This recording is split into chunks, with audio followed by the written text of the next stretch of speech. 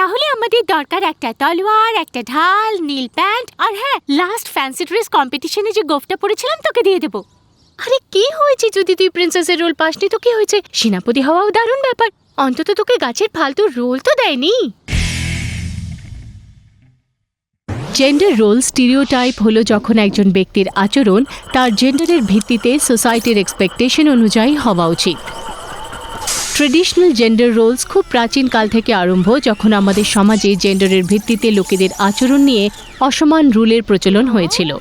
পুরুষ রূপে জন্মালে তাদের স্ট্রং এবং অ্যাগ্রেসিভ হওয়া আশা করা হয়, কিন্তু ইমোশনাল কখনোই নয়, এবং অবশ্যই স্পোর্টসে তাদের রুচি হবে।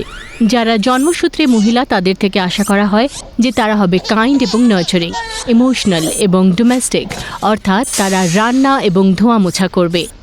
জেন্ডার রোল স্টিরিওটাইপের ফলে সুন্দরতার ডেফিনেশন নির্ধারিত হয় যে কে সুন্দর এবং কে সুন্দর নয়।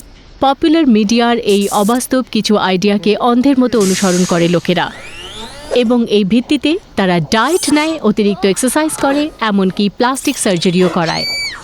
এছাড়া স্ট্রিক্ট স্টিরিওটাইপের ফলে জেন্ডার ভিত্তিক ইমোশনসও আসা, যেমন মেয়েদের রাগ হওয়া উচিত নয় এবং ছেলেদের অ্যাম্প্যাথেটিক, নার্চারিং বা দুর্বল হওয়া উচিত নয়। এটা ভালো যে সময় পাল্টেছে এবং সাথে সাথে জেন্ডার রোল সম্পর্কে লোকেদের ধারণা।